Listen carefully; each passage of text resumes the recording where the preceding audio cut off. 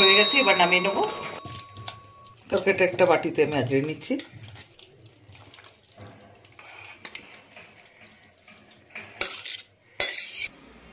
আজকে আমার উপস্থাপনা ছিল এঁচড় চিংড়ি, তার মধ্যে থেকে দু একটা পেড়ে নেবো।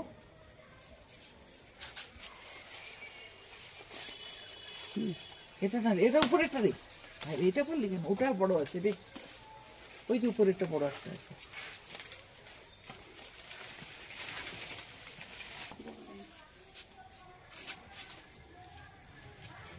এই দুটার দাম 100 টাকা। সুপ্রভাত, নমস্কার বন্ধুরা, আমি সুতপা, আপনারা দেখছেন মিথিলিস কিচেন। পরশুদিন অমাবস্যা ছিল, আমি আমাদের ফার্ম হাউস থেকে দুটো এঁচড় পেড়েছিলাম, মানে এঁচড় যাকে বলে কাঁচা কাঁঠাল পেড়েছিলাম। তো আজকে সেই রেসিপিটা আমি চিংড়ি মাছ দিয়ে করবো।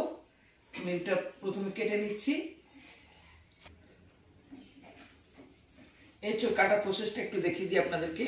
প্রথমে সরষের তেল আমি একটু হাতে মেখে নিয়েছি, আঠা আছে, আর দুটো গামলাতেই জল নিয়েছি। কেন সবসময় দেখবেন যদি কাছে বেসিন থাকে বা পুকুর থাকে, এঁচড়টা কাটার সঙ্গে সঙ্গে কিন্তু রানিং ওয়াটারে এঁচড়টা দিয়ে দিতে লাগে, তাহলে ওই যে আঠাটা কোথাও লাগবে না।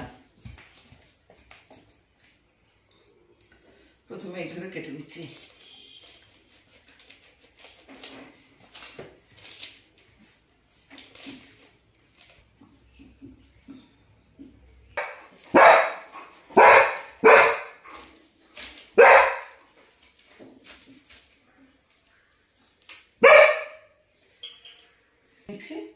আটাটা দিয়ে গেল।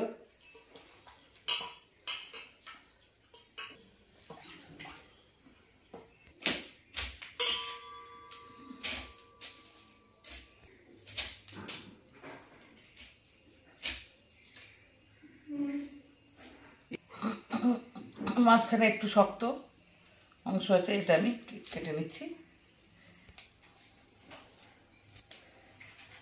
ছালটা একটু পুরো করে তুলতে হবে, সবুজ অংশ যাতে না থাকে। এই পাশে অ্যাকচুয়ালি নিচে বসে আমার একটু অসুবিধা হয়, ছুরিতে কাটতে আমি ঠিক পারি না, কাঁটাটা একটু শক্ত, তার জন্য এটা বটিই লাগে। নতুন এঁচড় তো, এখনো দানা হয়নি, ঠিক যেমন মাংসতে যেমন মেটে চচ্চড়ি হয় সেই রকমই লাগছে এখন।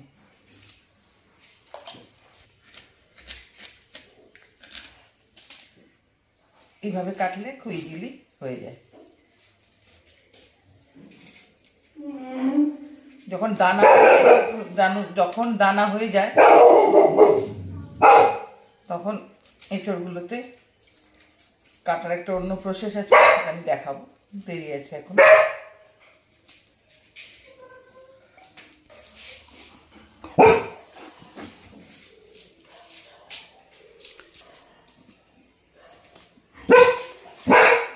আমি ভেতরের আটটা একটু তুলে দিচ্ছি। দিকে কিন্তু এই ধরনের আলু বেশি পাওয়া যায়, এটা খুবই টেস্টি খেতে। আলু সেদ্ধতে তো অসাধারণ লাগে, তরকারিতেও খুব স্বাদ লাগে। এটাকে লাল আলু বলে, এটা অ্যাকচুয়ালি কি নাম আমি জানি না, চন্দ্রমুখী না কি বলে আমি ঠিক জানি না, কিন্তু এই ধরনের আলুগুলো পাওয়া যায়। এঁচড়টা আমার কাটা হয়ে গেছে, পুরো এঁচড়টা কেটে নিয়েছে। এরপরে আলুগুলো একটু ডুমো ডুমো করে এই সাইজেরই কেটে নেবো। অ্যাকচুয়ালি এঁচড়টা নিরামিষে খাওয়া যায়, ঘি গরম মশলা। প্রেসার কুকারে একটু জল বসিয়ে দিয়েছি, এঁচড়টা একটু ভাপিয়ে নেবো, একটা সিটি দেবো। একটু হলুদ দিয়ে দিচ্ছি।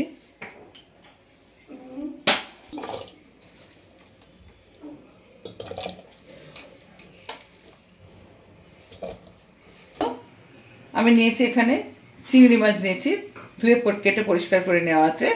ইনগ্রিডিয়েন্টস একটু বলে দিই। সর্ষের তেল, চিংড়ি মাছ নিয়েছি, ফোড়নের জন্য নিয়েছি তেজপাতা, লঙ্কা, গোটা গরম মশলা, জিরা একসঙ্গে রাখা আছে।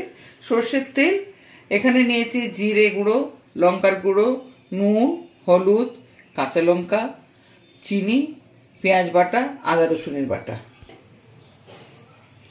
নুন দিলাম। ওটা মাখানোতে তেল দিচ্ছি। চিংড়ি মাছটা হালকা করে গরম হয়ে গেছে, চিংড়ি মাছগুলো দিয়ে দিচ্ছি।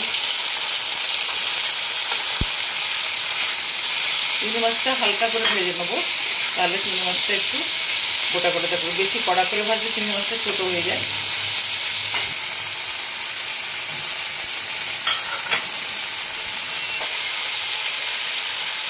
থাকলানো হয়ে গেছে, আমি নামিয়ে নিচ্ছি। এঁচোড়টা আমি ভাপিয়ে নিয়েছি, ওখান থেকে আমি ছেঁকে নিচ্ছি। ওটা গরম হয়ে গেছে, হলুদ দিচ্ছি। কাঁঠালটা আমি একটু ভেজে নেব।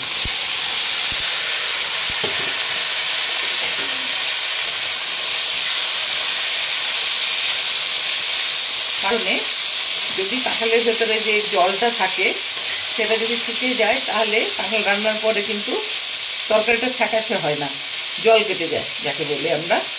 পুরো সেদ্ধ হয়ে গেছে।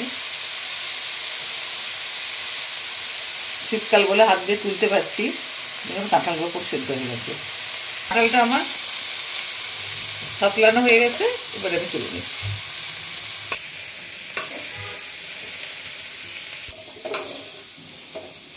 তেল দিচ্ছি আমি। এখানে প্রথমে আমি দুটো শুকনো লঙ্কা ফোড়ন দিচ্ছি, গোটা তেজপাতা, চিনি, ছোট এলাচ 3টে, লবঙ্গ 3 টুকরো, জিরে দিলাম, গোটা জিরে ফোড়ন, হলুদ দিয়ে দিচ্ছি, একটু নেড়ে দিয়ে পেঁয়াজ বাটাটা দিয়ে দিচ্ছি আমি।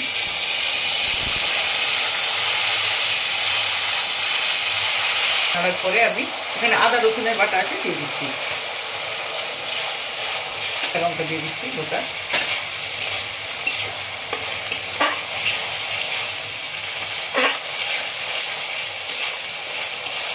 চলে গেছে কাঁচা গন্ধটা। এরপরে আমি হলুদ দিয়ে দিচ্ছি পরিমাণ মতো তরকারিতে।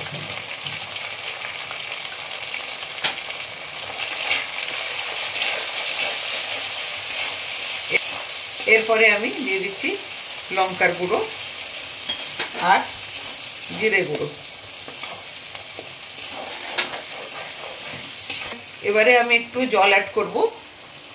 এই জলটা প্রেসার কুকারে আমি রেখে দিয়েছি, এঁচোড়টা যে সেদ্ধ করার জল ওটা দিচ্ছি। অ্যাকচুয়ালি এঁচোড়টাতে খুব পরিমাণে আয়রন থাকে।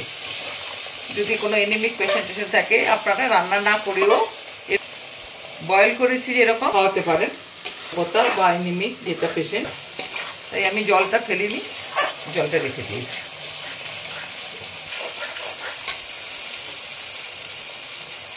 এরপরে আমি নুন দিয়ে দিচ্ছি পরিমাণ মতো, আর দিয়ে দিচ্ছি চিনি একটু, গরম মশলা।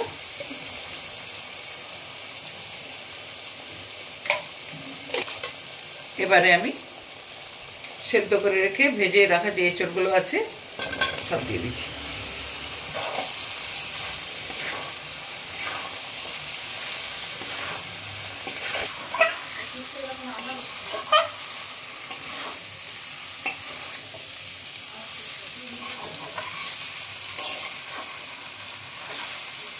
এরপরে আমি বাকি যে কাঁঠালের জলটা ছিল দিলাম, আর একটু জল দিতে লাগবে।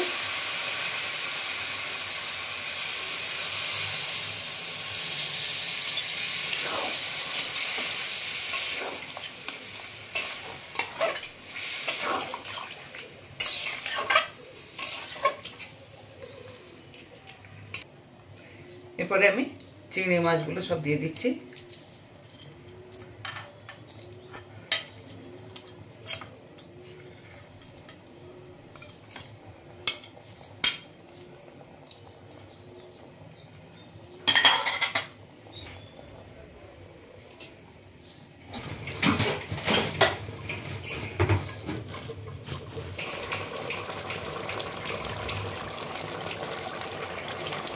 প্রায় হয়ে এসছে আমার, একটু ঝোল ঝোল থাকবে, পরে জলটা টেনে নেবে, এরকমই থাকবে।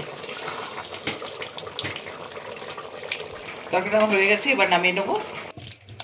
তরকারিটা একটা বাটিতে আমি আজড়ে নিচ্ছি।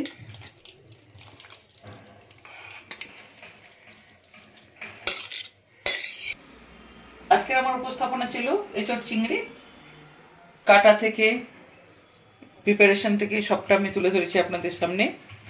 আশা করি আপনাদের ভালো লেগেছে, অবশ্যই ট্রাই করবেন। আজকের মতো আমি সুতপা আপনাদের থেকে বিদায় নিচ্ছি। সামনের দিন আবার হাজির হব অন্য কোনো উপস্থাপনা নিয়ে। আপনারা সবাই সুস্থ থাকুন, ভালো থাকুন। নমস্কার। বাগানের এঁচড়ের তরকারি রান্না করলাম এই চিংড়ি মাছ দিয়ে।